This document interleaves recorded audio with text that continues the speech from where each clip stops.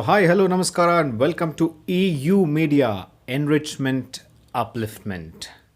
We are continuing our journey with Swami Vivekananda on the lectures from Colombo to Almora.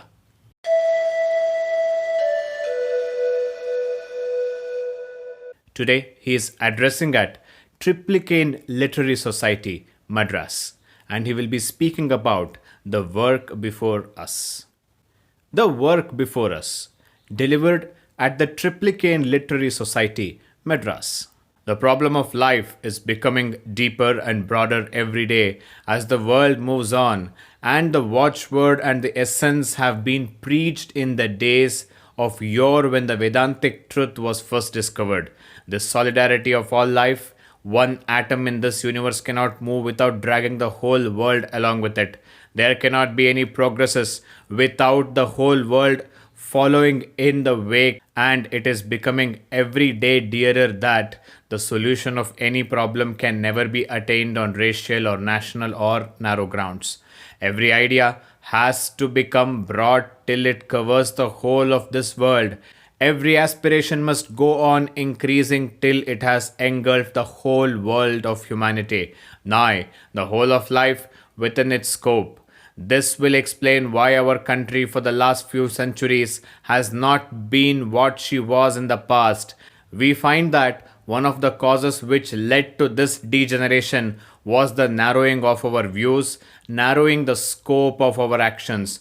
Two curious nations there have been, sprung of the same race but placed in different circumstances and environments, walking put the problems of life each in its own particular way. I mean, the ancient Hindu and the ancient Greek, the Indian Aryan bounded on the north by the snow caps of the Himalayas with the freshwater rivers like rolling oceans surrounding him in the plains, with eternal forests which to him seemed to be the end of the world, turned his vision inward, and given the natural instinct, the superfine brain of the Aryan, with this sublime scenery surrounding him, the natural result was that he became introspective. The analysis of his own mind was the great theme of the Indo-Aryan with the Greek, on the other hand, who arrived at a part of the earth which was more beautiful than sublime, the beautiful islands of the Grecian archipelago, nature all around his generous yet simple. His mind naturally went outside, it wanted to analyze the external world, and as a result, we find that from India have sprung all the analytical sciences, and from Greece all the sciences of generalization. The Hindu mind went on its own direction and produced the marvelous results even at the present day. The logical capacity of the Hindus and the tremendous power which the Indian brains still possess is beyond compare. We all know that our boys pitched against the boys of any other country triumph always. At the same time, when we, the national vigor, went, perhaps 1 or 2 centuries before the Mohammedan conquest of India, this national faculty became so much exaggerated that it degraded itself, and we find some of this degeneration in everything in India, in art, in music, in sciences, in everything. In art, no more was there a broad conception, no more the symmetry of a form and sublimely of conception, but the tremendous attempt at the ornate and florid style had arisen. The originality of the race seemed to have been lost. In music, no more were there the soul string ideas of the ancient Sanskrit music. No more did each note stand, as it were, on its own feet and produce the marvelous harmony, but each note had lost its individuality. The whole of modern music is a jumble of notes, a confused mass of curves that is a sign of degradation in music. So, if you analyze your idealistic conceptions, you will find the same attempt at ornate figures and loss of originality, and even in religion, your specific field, there came the most horrible degradations. What can you expect of a race which for hundred of years has been busy in discussing such momentous problems as whether we should drink a glass of water with the right hand or the left? What more degradation can there be than that the greatest minds of a country have been discussing about the kitchen for several hundreds of years, discussing whether I may touch you or you touch me? And what is the penance for this touching? The themes of the Vedanta, the sublimest and the most glorious conceptions of God and soul ever preached on earth, were half lost, buried in the forest, preserved by a few sannyasis, while the rest of the nation discussed the momentous question of touching each other and dress and food. The Mohammedan conquest gave us many good things, no doubt. Even the lowest man in the world can teach something to the highest. At the same time, it could not bring the vigor into the race. Then, for good or evil, the English conquest of India took place. Of course, every conquest is bad. For conquest is an evil, foreign government is an evil, no doubt. But even through evil comes good sometimes, and the great good of the English conquest is this: England, nay, the whole of Europe, has to thank Greece for its civilization. It is Greece that speaks through everything in Europe. Every building, every piece of furniture has the impress of Greece upon it. European science and the art nothing but Grecian. Today, the ancient Greek is meeting the ancient Hindu on the soil of India. Thus, slowly and silently, the leaven has come, the broadening, the life giving, and the revivalist movement that we see all around us has been worked out by those forces together. A broader and more generous conception of life is before us. And although at first we have been deluded a little and wanted to narrow things down, we are finding out today that these generous impulses which are at work, these broader conceptions of life, are the logical interpretations of what is in our ancient books. They are the carrying out to the rigorously logical fact of the primary conceptions of our own ancestors, to become broad, to go out, to amalgamate, to universalist is the end of our aims. And all the time we have been making ourselves smaller and smaller and dislocating ourselves, contrary to the plans laid down by our scriptures. Several dangers are in the way, and one is that of the extreme conception that we are the people in the world. With all my love for India, and with all my patriotism and veneration for the ancients, I cannot but think that we have to learn many things from other nations. We must be always ready to sit at the feet of all. For mark you, everyone can teach us great lessons, says our great lawgiver Manu. Receive some good knowledge even from the lowborn, and even from the man of lowest birth learn by service the road to heaven. We, therefore, as a true children of Manu, must obey his commands and be ready to learn the lessons of this life or the life hereafter from anyone who can teach us. At the same time, we must not forget that we have also to teach a great lesson to the world. We cannot do it without the world outside India. It was our foolishness that we thought we could, and we have paid the penalty by about 1,000 years of slavery. That we did not go out to compare things with other nations, did not mark the workings that have been all around us, has been the one great cause of this degeneration of the Indian mind. We have paid the penalty. Let us do it no more. All such foolish ideas that Indians must not go out of India are childish.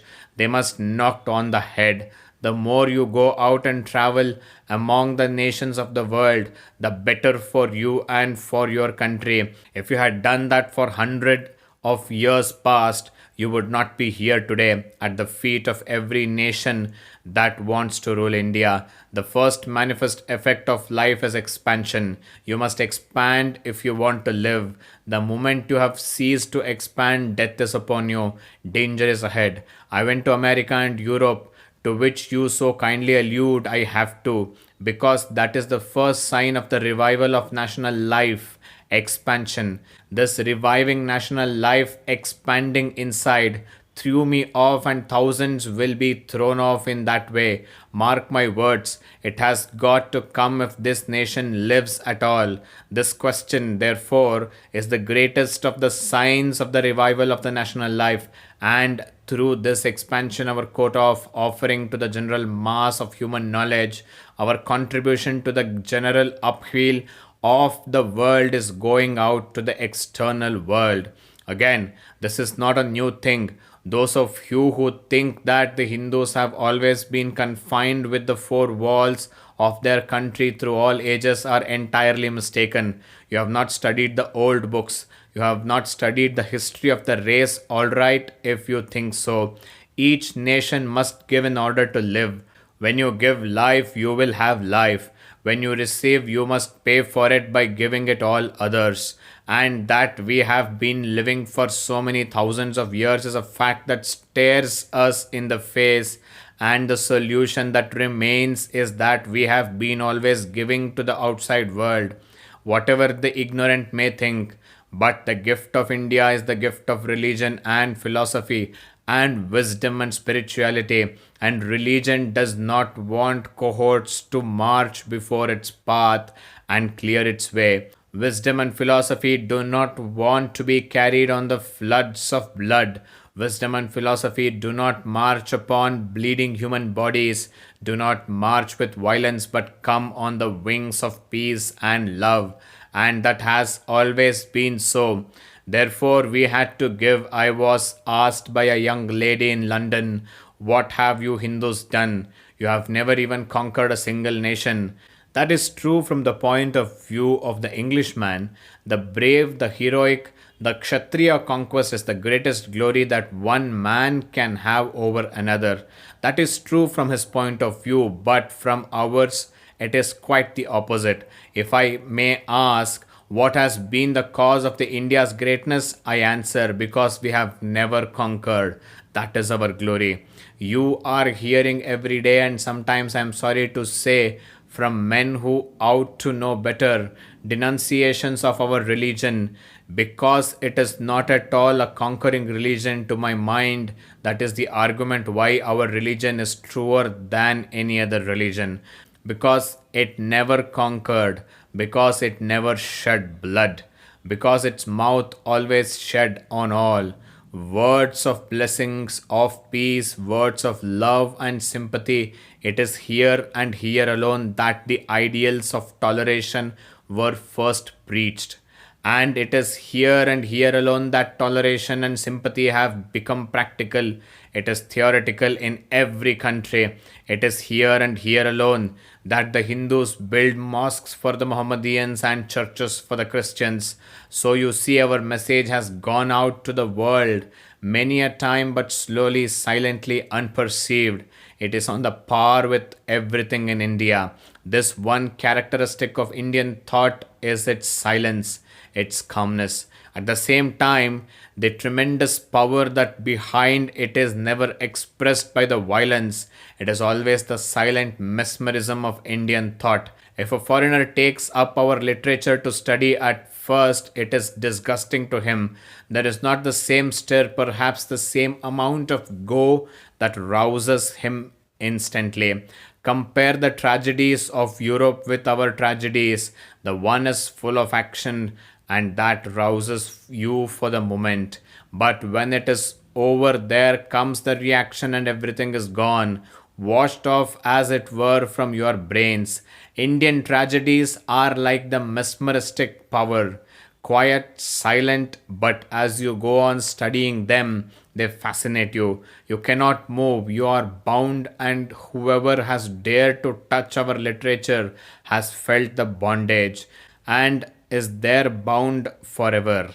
like the gentle dew that fallen unseen and unheard and yet brings into the blossom the fairest of roses, has been the contribution of India to the thought of the world. Silent, unperceived, yet omnipotent in its effect, it has revolutionized the thought of the world, yet nobody knows when it did so. It was once remarked to me how difficult it is to ascertain the name of any writer in India, to which I replied, that is the Indian idea. Indian writers are not like modern writers who steal 90% of their ideas from the other authors, while only 10% is their own, and they take care to write a preface in which they say, for these ideas I am responsible.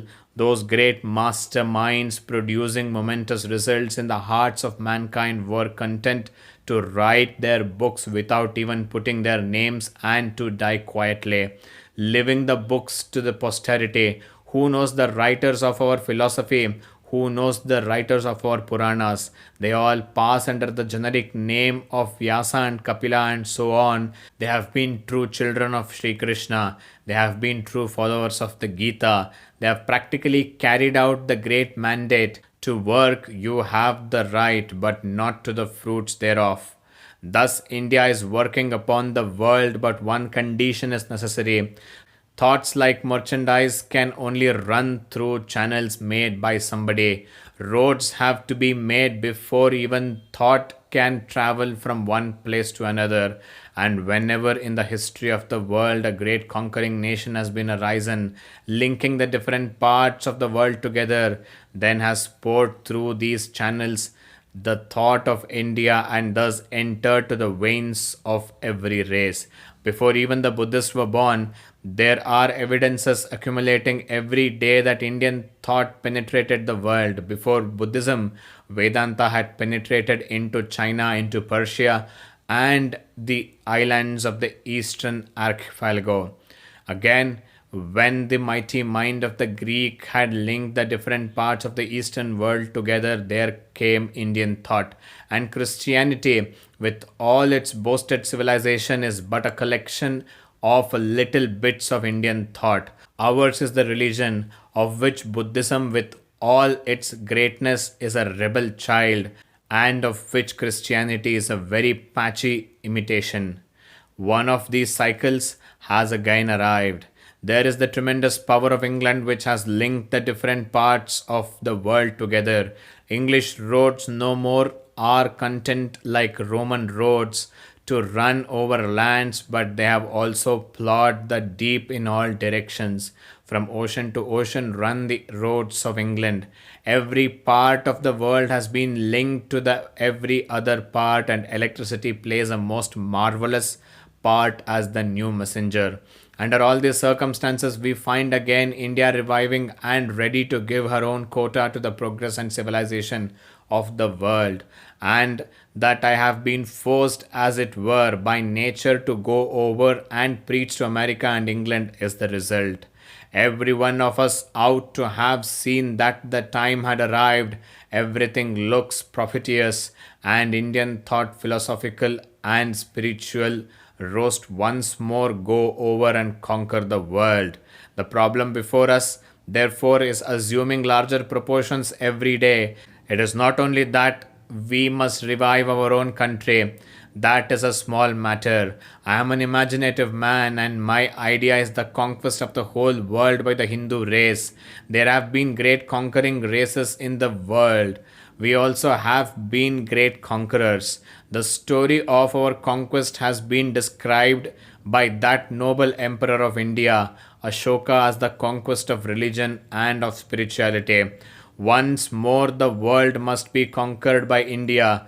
This is the dream of my life, and I wish that each one of you who hear me today will have the same dream in your minds, and stop not till you have realized the dream. They will tell you every day that we had better look to our own homes first and then go to work outside. But I will tell you in plain language that you work best when you work for others. The best work that you ever did for yourselves was when you worked for others.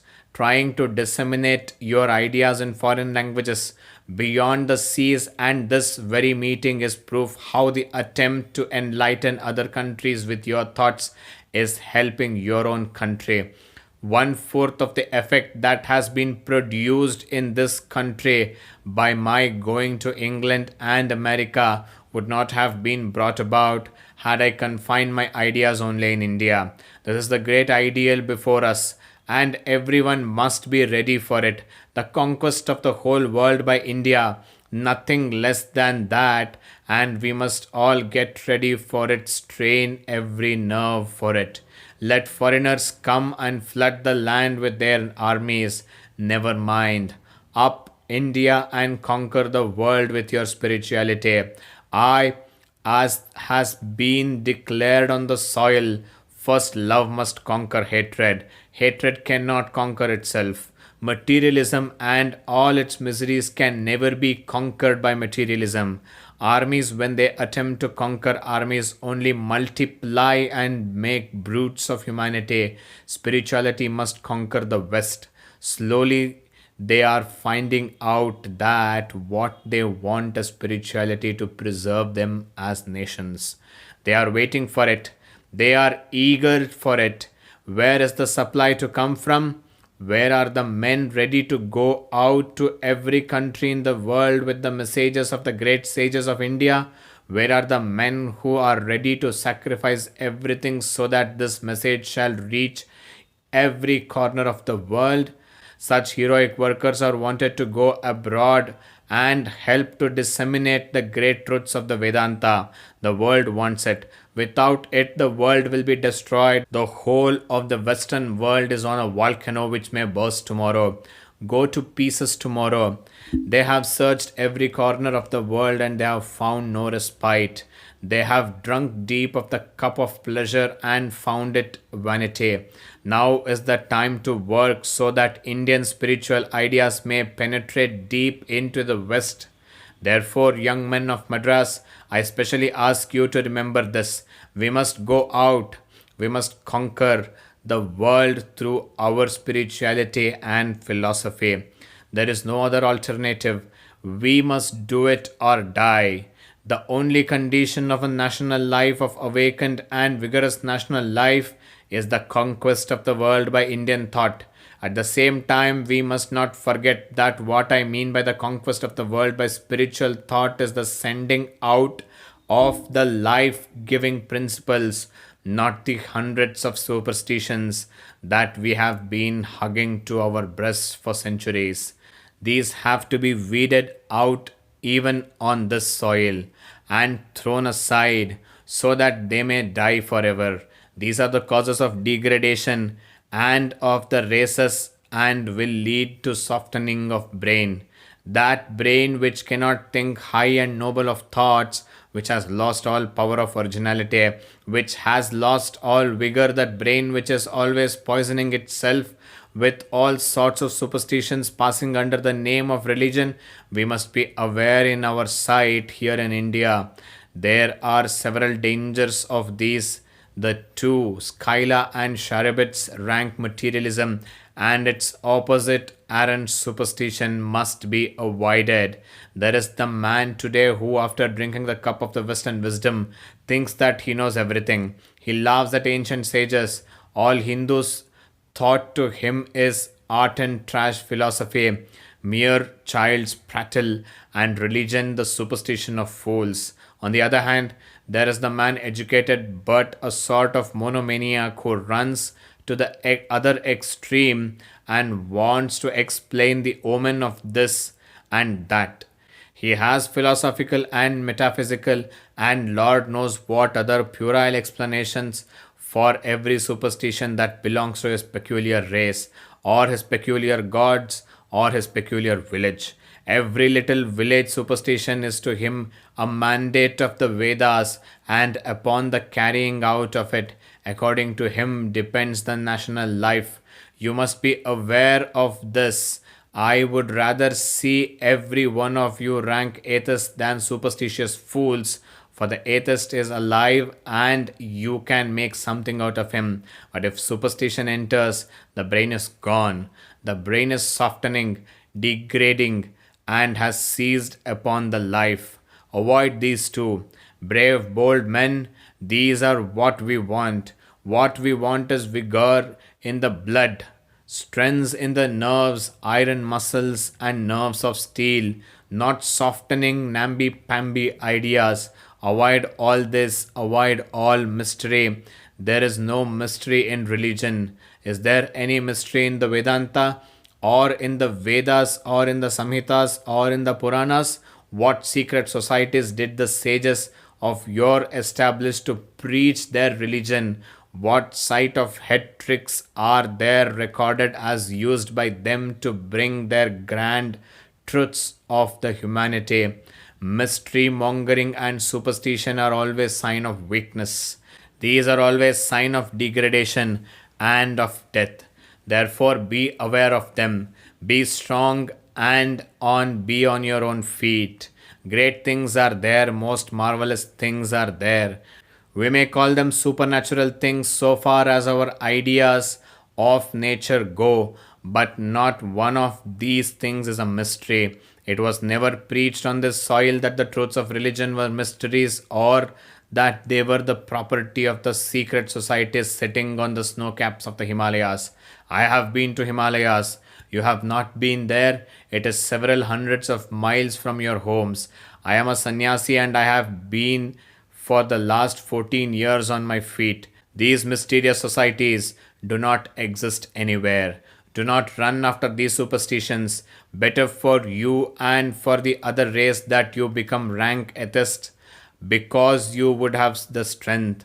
But these are the degradation and death. Shame on humanity that strong men should spend their time on these superstitions, spend all their time in inventing allegories to explain the most rotten superstitions of the world. Be bold. Do not try to explain everything that way. The fact is that we have many superstitions, many bad spots and sores on our body. These have to be exercised, cut off, and destroyed. But these do not destroy our religion, our national life, our spirituality.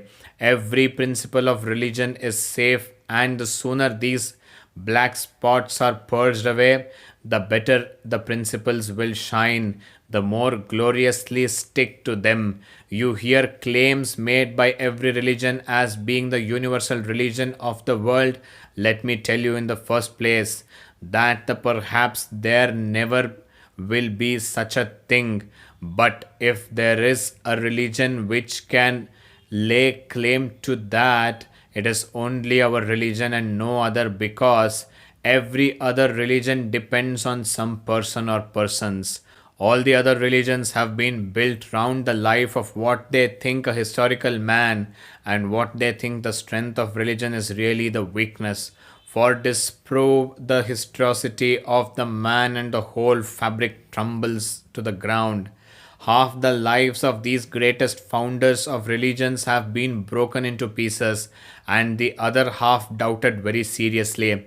As such, every truth that had its sanction only in their words vanishes into air. But the truths of our religion, although we have persons by the score, do not depend upon them. The glory of Krishna is that he was a Krishna, but that he was a great teacher of Vedanta. If he had not been so, his name would have died out of India in the same way as the name of Buddha has done. Thus, our allegiance is to the principles always, and not to the persons. Persons are but the embodiments, the illustrations of the principles. If the principles are there, the persons will come by the thousands and millions. If the principle is safe, persons like Buddha will be born by the hundreds and thousands. But if the principle is lost and forgotten, and the whole national life tries to cling around a so called historical person, woe unto that religion, danger unto that religion. Ours is the only religion that depends not depend on a person or persons. It is based upon the principles. At the same time, there is a room for millions of persons. There is ample ground for introducing persons, but each one of them must be an illustration of these principles.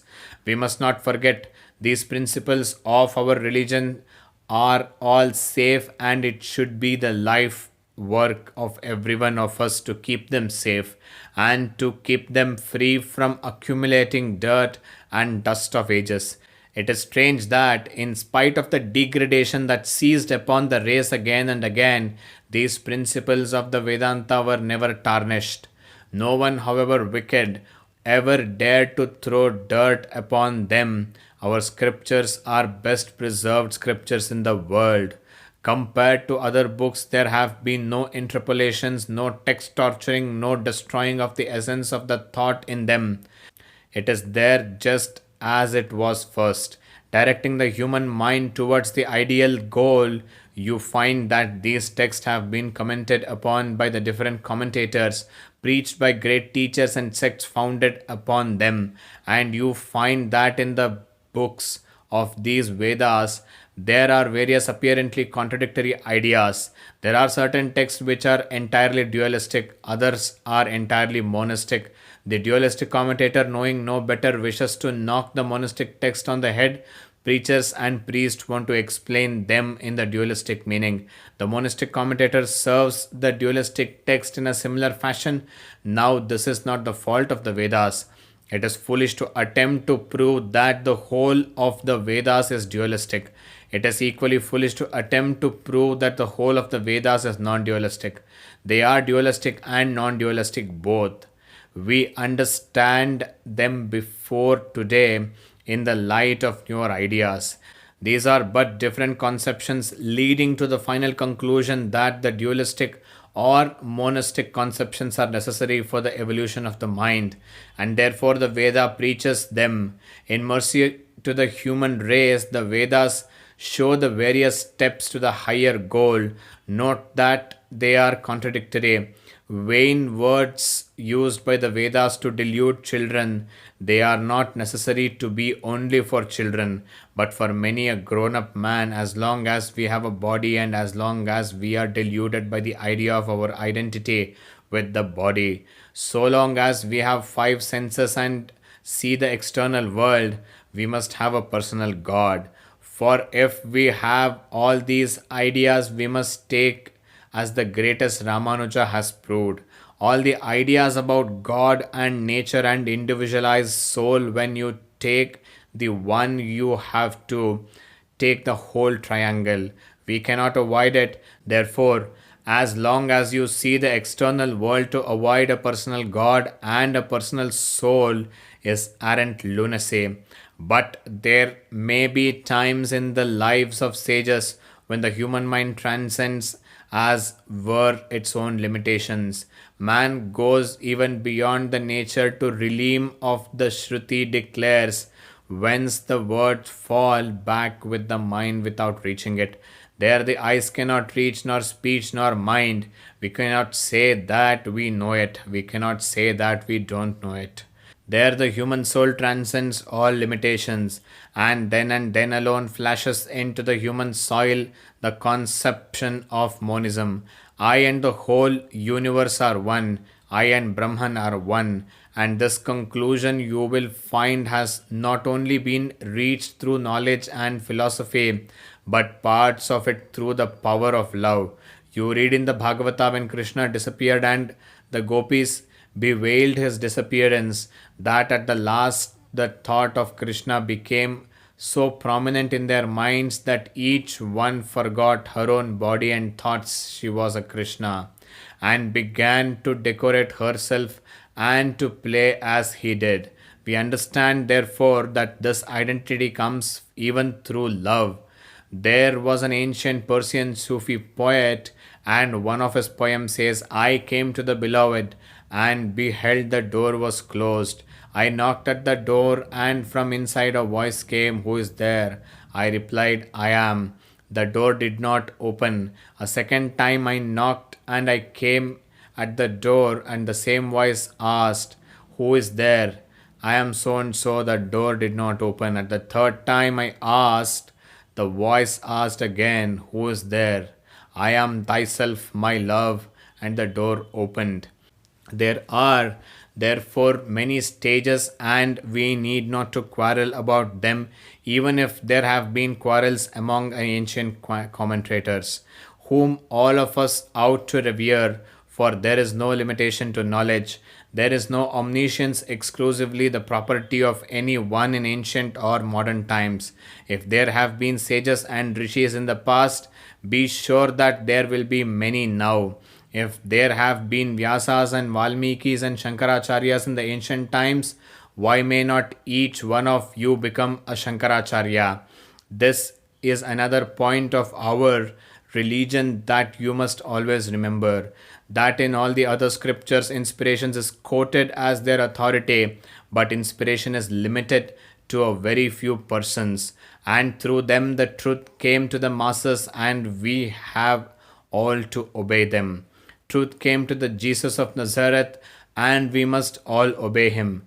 But truth came to the rishis of India, the mantradrashtas, the seers of thought, and will come to all rishis in the future, not talkers, not to book swallowers, not to scholars, not to philologists, but to the seers of thought.